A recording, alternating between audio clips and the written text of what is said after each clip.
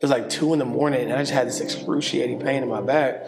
And I just drove myself to the emergency. I can barely leave the house, can't stand up straight, just excruciating pain. I mean, at this point, with the level of pain I was feeling, I was like, my life's on the line. And I remember like buying our first microwave. I didn't necessarily like speak negatively of him. I just didn't put any effort to try to nurture the relationship at all, right? And then fast forward 2017, he passes away. Who am I beyond my title? I'm a new father who's still figuring it out every day. I'm a husband, and I am just a man who... I think you'll be pleasantly surprised about what you'll learn in regards to his family, his spirituality, and some of the hardships that he's had to endure in order to arrive at this point of success.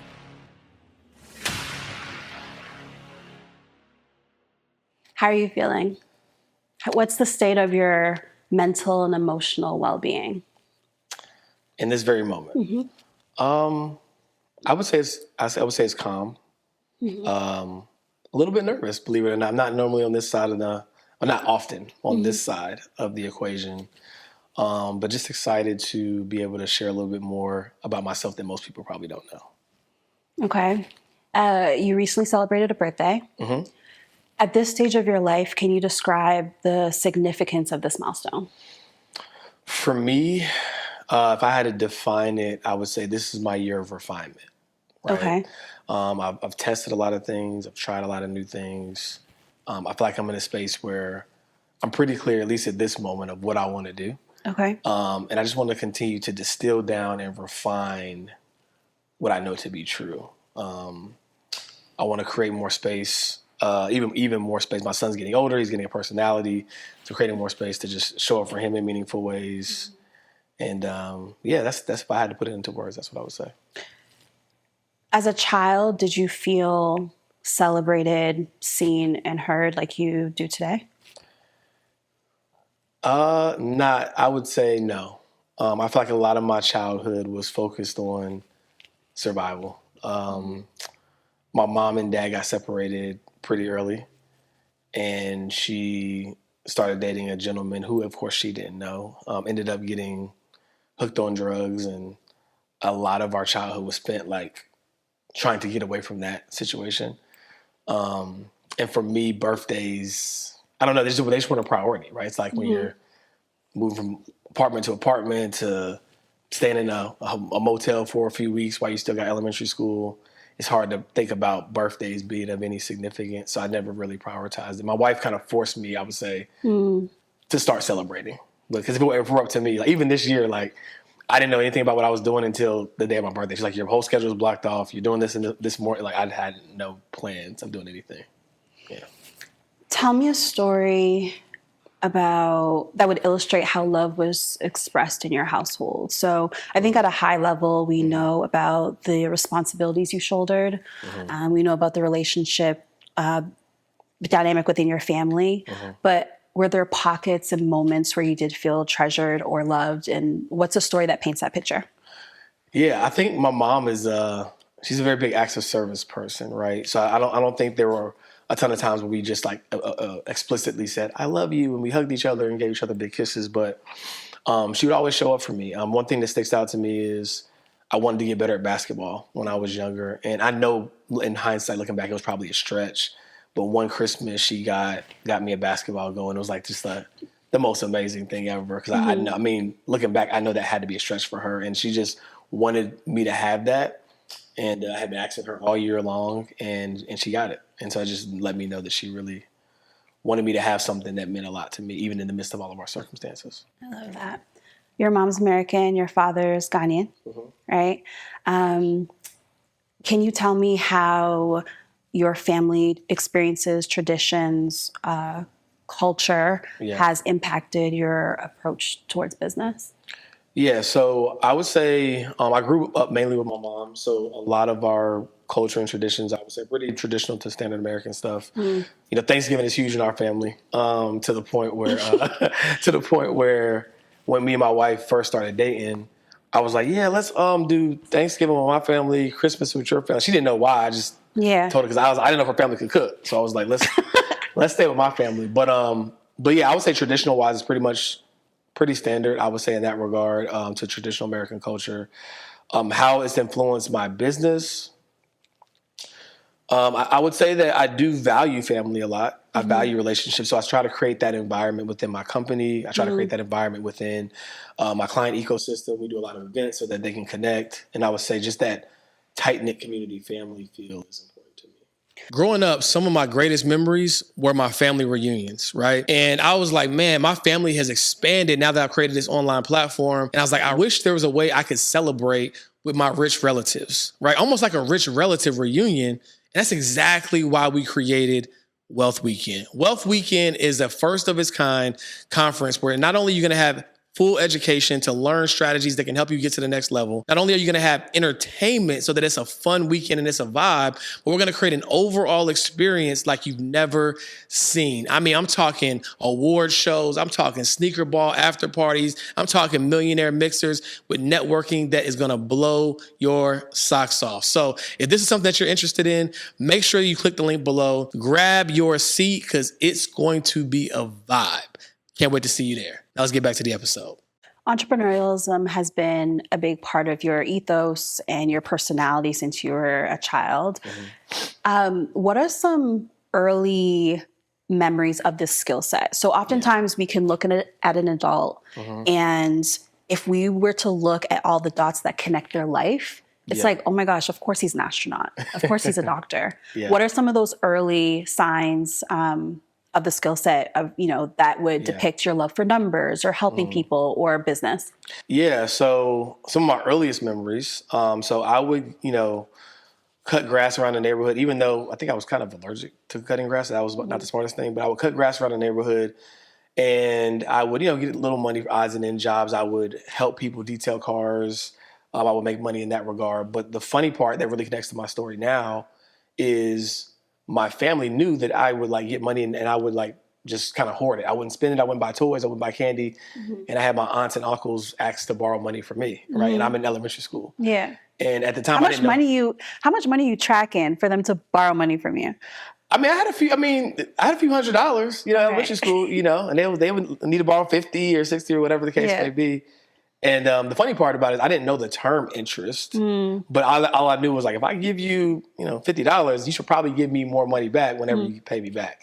And so I think that was kind of like an early indication that I just understood finances, understood the importance of just money management, because I could have went out and bought toys and candy and all sorts of stuff, but I made money in little odds and end ways and kept the money and ended up loaning it out to my family members. You would loan it out to your family members, but I also know that you shouldered a lot of financial responsibility. Can you tell me a little bit about that? Yeah. So being that my mom and dad got separated early, I was the one of two siblings in my household. I was the son. And I remember buying our first microwave from one of the apartments that we had and just taking on, the responsibility to just show up for my mom in ways she would never explicitly say we don't have this or we don't have that. But I would just kind of pay attention to certain things. You would go to your friend's house and it's well, they have a microwave, they have this. And then I would take it upon myself. I think that's what shaped my decision to not spend my money, because it's maybe mom might need me to do something with it. And so I think just the fact that my mom kind of struggled financially at certain points, it made me want to be a good steward over the money that I did have at an early age. Did you ever hold on to any resentment? And how did these experiences shape what it meant to be a man?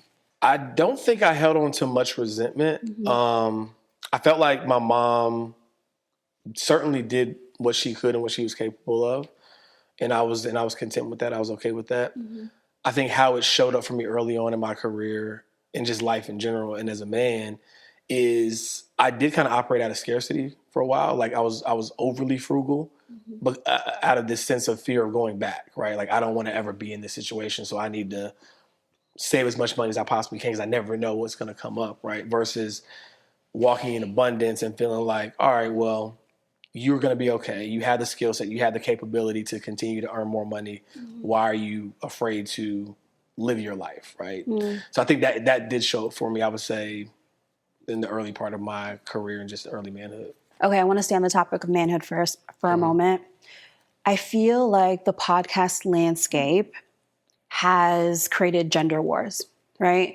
You can scroll on your feed, and at any given time, you can see a lot of podcasts that talk about relational issues, divide the Black family. Yeah. But what I really love about your platform is that you bring us together and you provide tools to help us make informed decisions. And so I want to know, through the lens of a husband and a father, what is your role within the home? My role within the home is, I always say, I don't want my son to have to look past the front porch for motivation, right?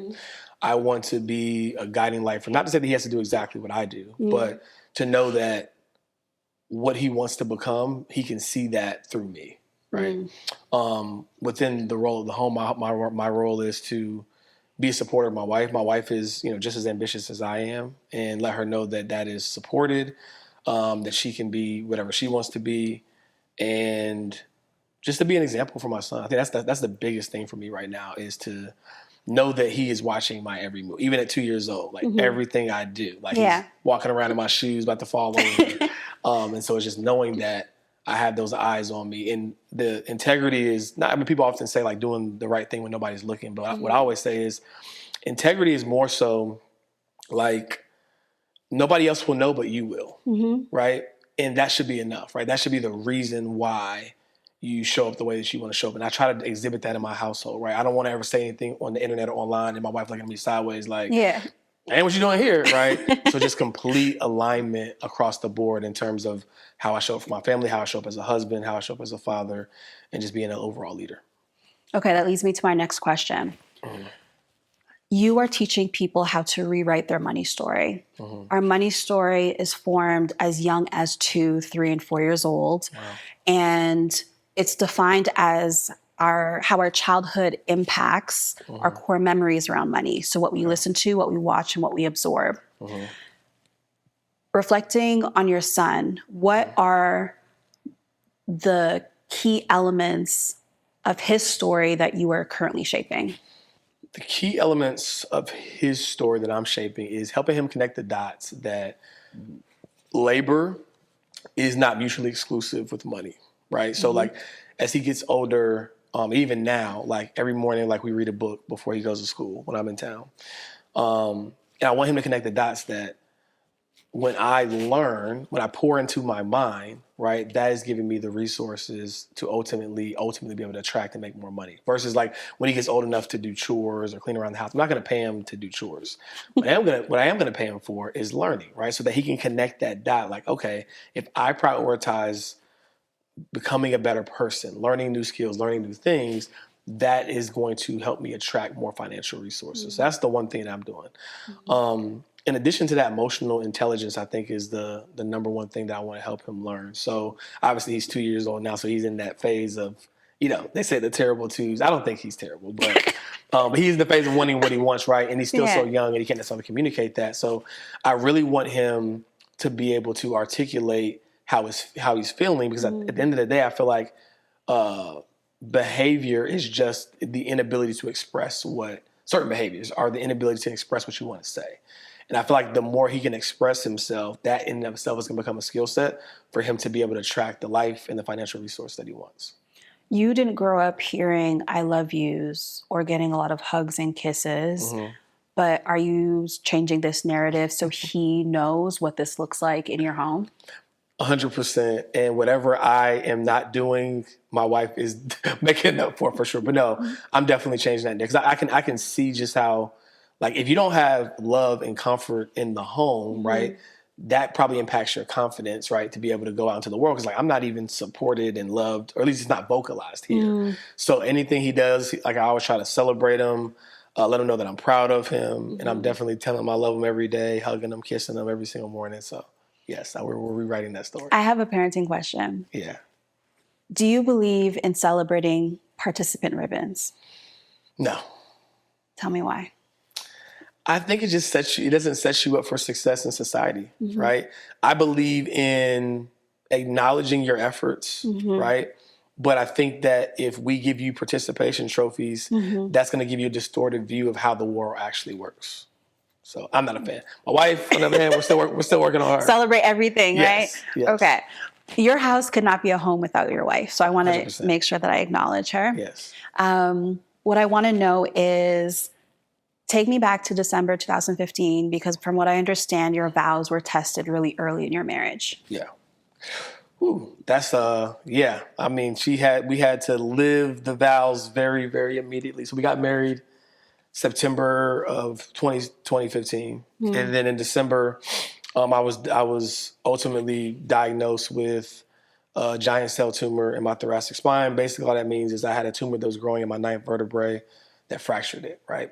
Wait, was this a feeling? Could you not walk? How did you even know something was wrong? Yeah, so I would say February, it's probably January. Well, actually, I'll go back. So July of 2014, I went out for a run, which was normally just typical. And I was like, man, it's a little bit nagging. But when you work out pretty often, you think that maybe you tweak something, right? And I'm not the person that avoids the doctor, so I would go get a massage, and then that wouldn't work.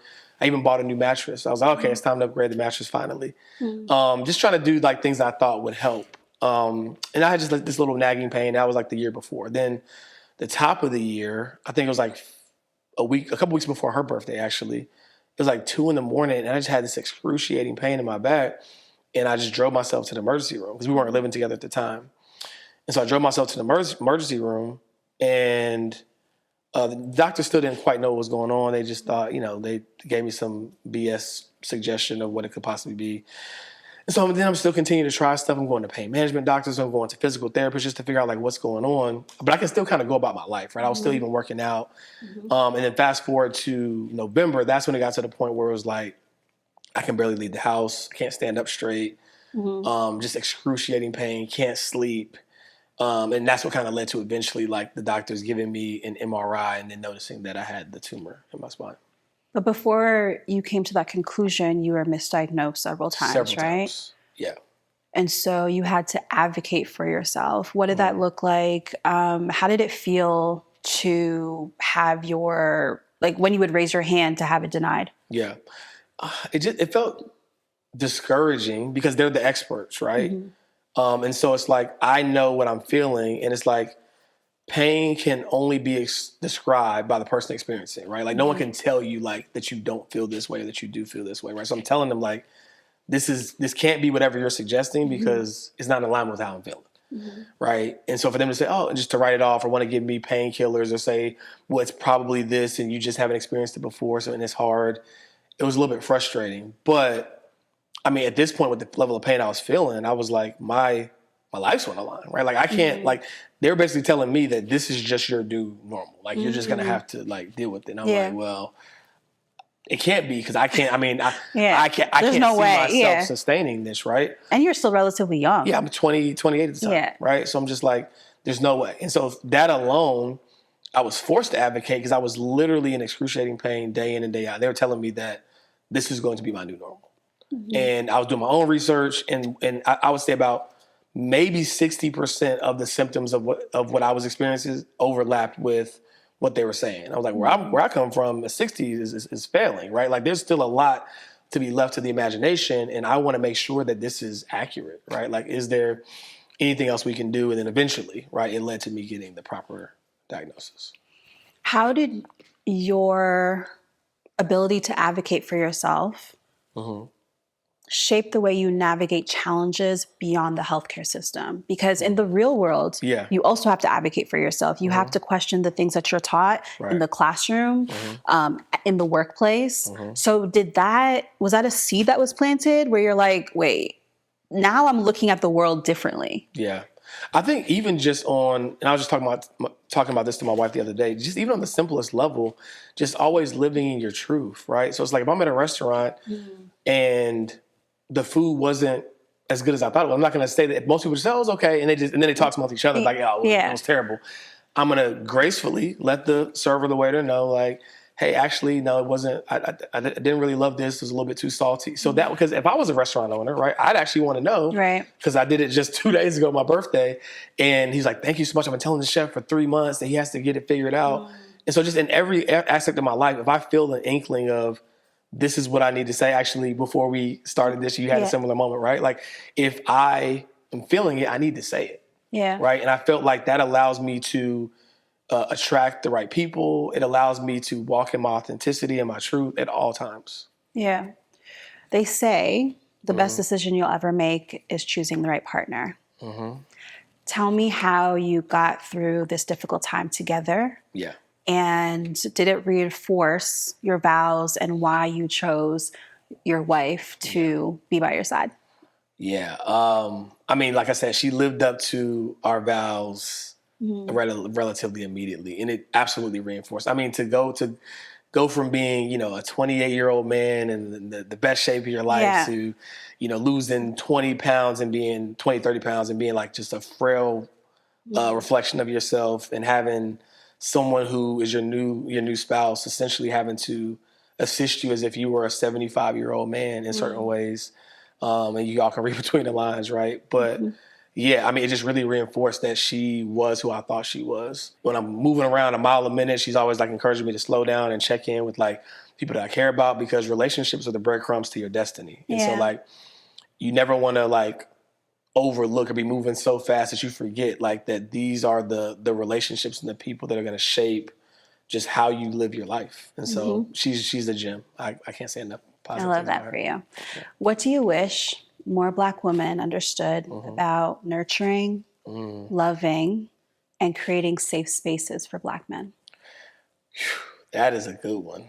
The first thing is, and I've said generally speaking for men, but we'll speak for Black men, like we shoulder a lot, right? And so I think that like not settling for when you ask the first, how are you doing? I'm okay, right? Yeah. And digging a little deeper. Like we want to talk about it, right? But just You don't letting always them, have the language or the tools. exactly. And just being okay knowing that like we're not always going to initially volunteer, but it's okay to continue to ask the questions and nudge us, because ultimately we do want to talk about it. We just don't know how. Yeah. So I think that's important to know.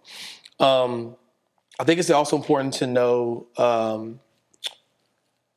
to just know that you can be the most boss, successful, amazing woman in the world, but at home, you can let your guard down and just be his significant other, his sweetheart, his babe, whatever whatever names you call each other, right? Like it's okay. Like you don't have to have that same energy at the house, and it's not. And most importantly, it's not a competition, right? Like if anything, we're competing against the world, and we're on the same team. But it's not you got the bigger check, I got the bigger check. Like it's none of that. Like how can we use our collective energy, our collective skill sets, our collective resources to amplify the life we want together?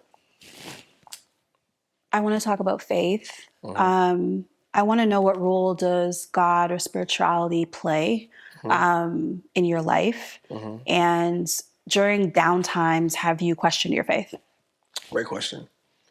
So for me, faith is a guiding light for my decisions. Okay. All of the things I do, even down to this collect campaign they're about to launch, I'd never look at it as George is this masterful marketing guru. It's just divine downloads. God is gifting me with the vision, and it's my job to steward it to make it come to life, right? And so I think faith is at the bedrock of everything that I do.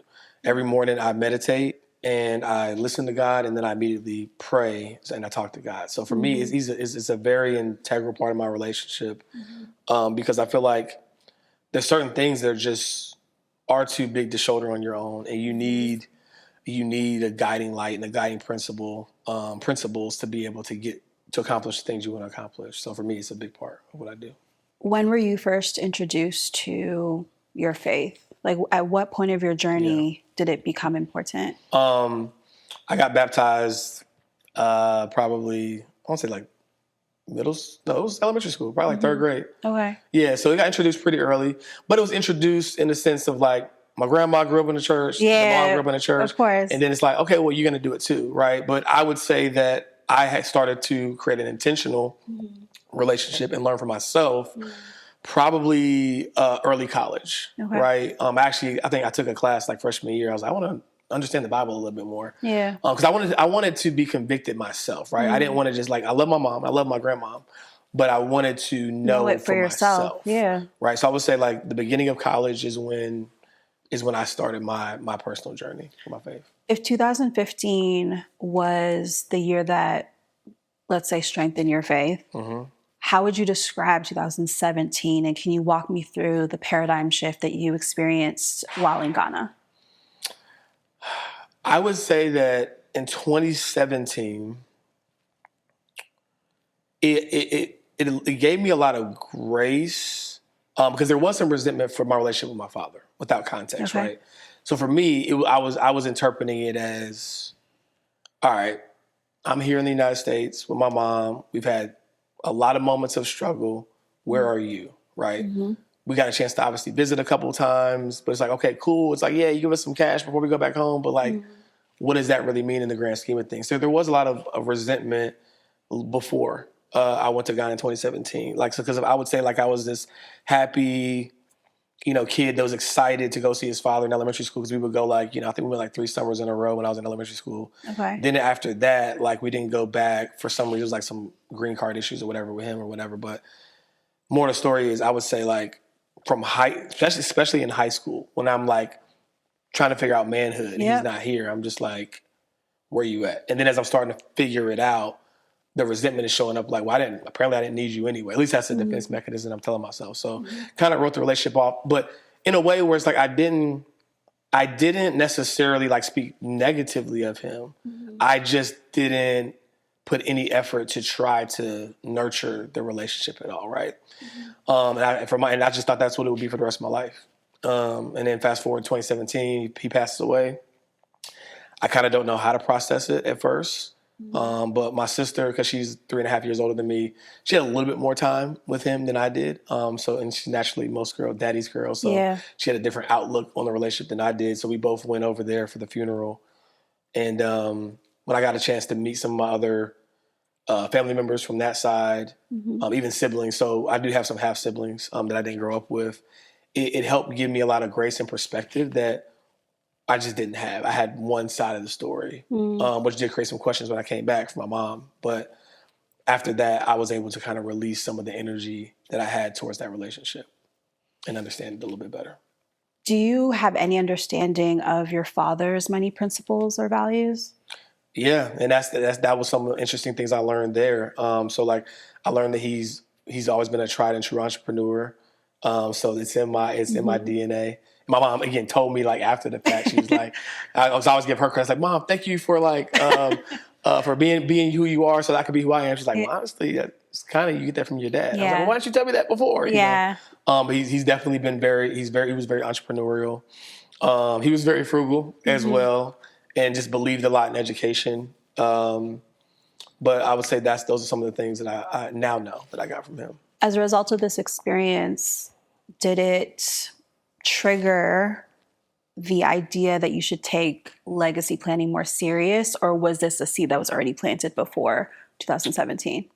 I would say that it definitely amplified it. I think I took it serious before 2017 because of my own experience, right? Because of me, like, being in the hospital and having this extensive surgery. And even though I didn't have a child yet, I just knew that I didn't want my wife to be in a bad situation. And I had been a financial advisor since 2011, so I already kind of understood and believed in the principles of estate planning and legacy planning. But for sure, I would say in 2017, just knowing, because he, died, early 60s, that life is, fleeting, right? And that you want to make sure that you have your legacy protected. Because for me, it's like we truly live in a great society when a man or woman plants a seed for a tree whose shade they'll never sit under. Yeah. So it gives me a lot of solace knowing that the things I'm doing right now, my son will be able to thrive even when I'm not here, if I'm not here. Yeah. Yeah. In your father's absence, who were the men that stepped in as a guiding light, if any? Yeah. My uncle, who actually shares a birthday with me, he actually encouraged my mom. So I was supposed to originally be born on April 6th. And so he was like, I think it was like April 6th, like 11:50. He was like, come on, just 10 more minutes. So he's always been a great role model for me. When I talked about detailing cars earlier, it was his business. So I would help him.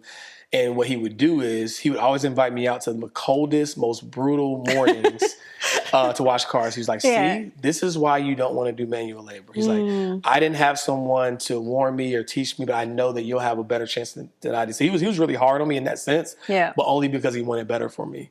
And so he was definitely a guiding light. He bought me my first pair of Air Jordans that I wanted so bad.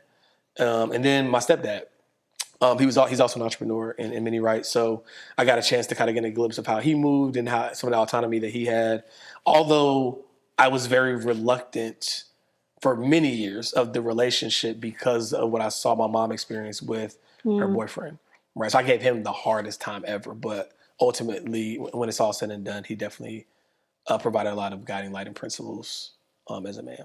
Speaking of principles, I want to know, what is your vision for your son's future?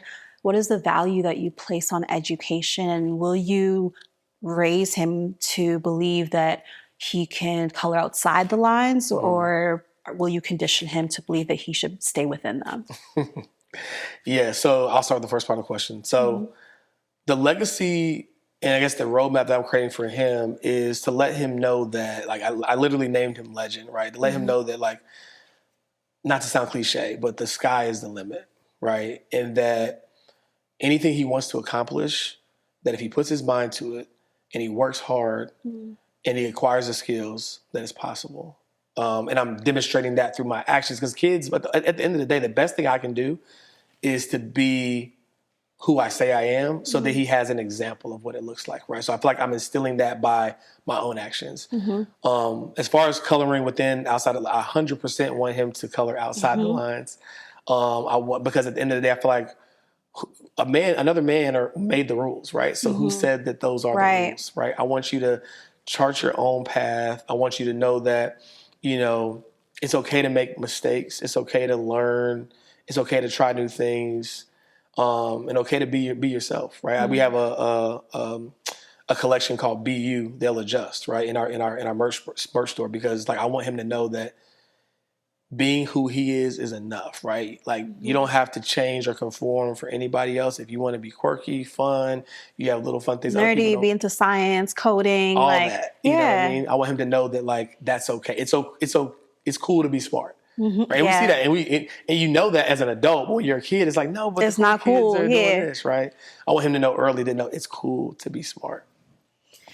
Describe your university experience. Were you still shouldering a lot of responsibilities at home? So that's a great question. Right before I left, you asked me stuff I've never shared ever. Right before I left for college, I remember that. Something happened. I think my mom had got laid off like a year and a half prior or something like that, right? And so we were actually staying with a family friend from the church at the time. So I didn't even really have what I consider to be my own space or my own room right before I went to college. I remember getting the acceptance letter and being excited. But I was really excited because it's like, well, man, I finally get something that's my own. I feel like there were so many moments where we were like moving around and I could never, or just when I got comfortable, like I was so proud of her. Like, we got this house in Charlotte, and then, like, she got laid off. So I was decorating my room and I was super excited. And I think maybe a year and a half came into that situation. We had to move to the family friend's house because she got laid off. And so I just remember being excited to go to school, not necessarily because I was just excited to go to school. It was like, oh, I get at least for a year, right? Or I get a space that's mine that I can control and that nobody can take from me, right? So as far as shouldering responsibilities, I think at the time, my mom was with my now stepdad, so I didn't feel as much of a burden as I had historically felt, but I still knew that I wanted more for her. I felt like my pursuit in college wasn't just for me. It was like, all right, how can I do what I need to do so that I can, have enough to make sure that she's good, make sure that I'm good. And that had always been my plan. I was like, I got to make sure that my mom is retired because, I'm not sure if she's going to have it figured out. And I want to make sure that I could be that, that rock for her. And so that kind of shaped my decisions on, what I decided to do in school and the majors I pursued because I wanted to pursue something I feel like could make a decent enough income to help her out. But what was the state of your business acumen and financial lens during this time? Was it still in development, or did you self-study? Like, how did you accelerate your knowledge? Yeah, I actually had a good friend of mine.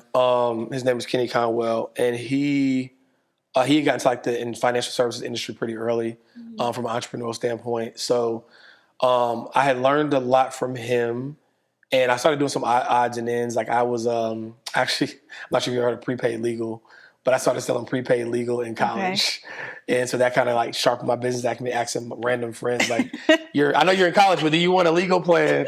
But I made enough money to pay for my Miami trip though, so that worked. Okay. So I would just do different things that would sharpen my skills, but it was definitely 100% still in development. Actually, funny story, I got screenshots to this day where I had bought like some Lacoste shirts from eBay and wanted to resell them. But let's just say my sales language wasn't as polished, and I was pretty aggressively on Facebook, and it wasn't called DMs, whatever it was called at the time, trying to push these shirts. Like, yo, you want these shirts or not? Like, you know what I'm saying? And I don't even know if they were real. So sorry if you bought a fake Lacoste shirt from me, but yeah, I always had that itch of like, how can I, make some extra money? Yeah. And so, but it was definitely still in development for sure. You and your mom have been through a lot. And I want to know, what is your advice for people who also share the title First Different Only? First Different Only in our families, to create pathways to earn a significant income, to, shoulder responsibility. I'm sure there are people who are grappling with resentment and holding on to anger and asking God, why them? And, it's an uncharted path. Right. So what advice do you have for individuals who, it seems like, you grew through it and you're on the other side, but, individuals who may feel stuck in this cycle of having to carry their family on their back? Yeah. I would say, and it's not something that I think I necessarily did, but in hindsight, it's, I think, advice that I would give. I would encourage them to be more vulnerable and invite their family into the reality of what it takes to be who they are, right? Because a lot of times, like, they're getting the same glimpses that social media, my daughter or my son is so successful and they got it all figured out and it's so easy for them. No, it's not. It's not easy for me and it's very hard for me. But I have so much love for you that I want to show it for you in this way. So giving them more of an inside look and a front row seat to what you're experiencing and the gravity of it, just so that they can understand, like, the nature of the sacrifice and the nature of what it takes to be you. Because I feel like sometimes, you get these requests for money or the different things. And it's just like, of course you got it. Mortgage payments. Right? You know what I'm saying? Of course you got it. And they just don't understand, well, I kind of have a team now and I have people that have the support to make this business happen. And I got to kind of still also support myself. And there's ebbs and flows in business. It's not always up and to the right. And just helping them understand that, which you have to be okay with, because part of you maybe likes the idea of them seeing you as this well-polished, all put together person. Yeah. Right? And so being willing to, reveal to them, like, well, no, I'm still trying to figure it out too in many ways.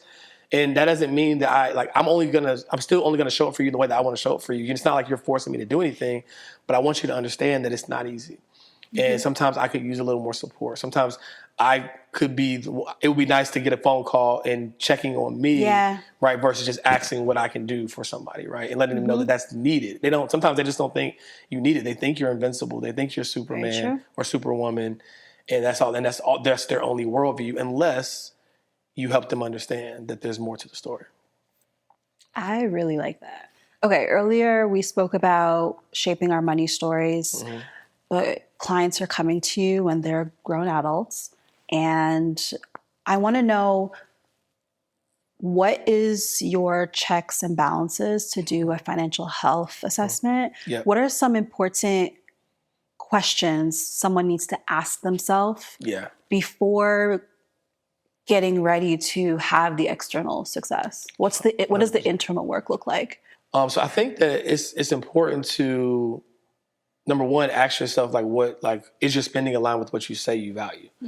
Because if you were to think about what you say you value, you logged into your online banking, is there alignment, right? But the aha moment that should come from that is, do you actually know what you value?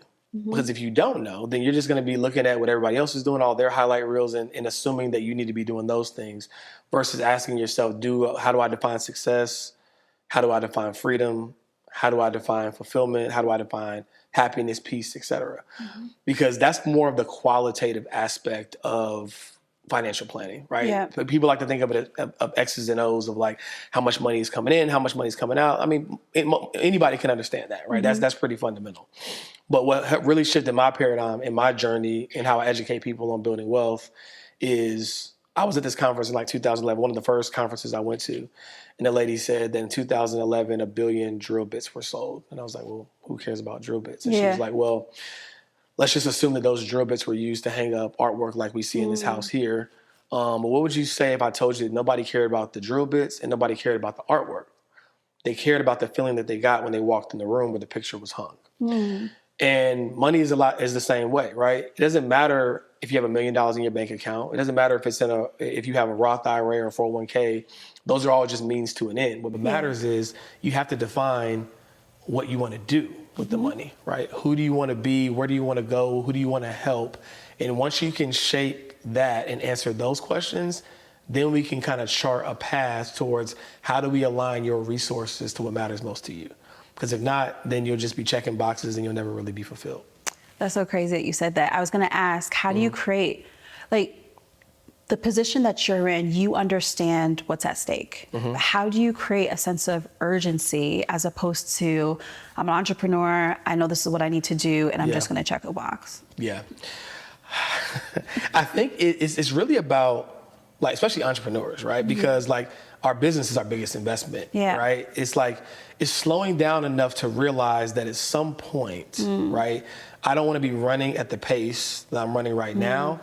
And even though I have a great business, even though I put in the systems, like, if I don't have a plan to sell the business, or I don't have a plan to transition out of leadership, I'm not going to be able to live the lifestyle I want in perpetuity without that plan, right? And it's just slowing down long enough to understand that and making sure that it aligns with what you actually care about. Because if it aligns with what you actually care about, not just like, oh, I should invest in an IRA because that's what George said on Instagram, but because, you know what, I really value travel. I want to be able to continue to see the world. I want to continue to be able to ...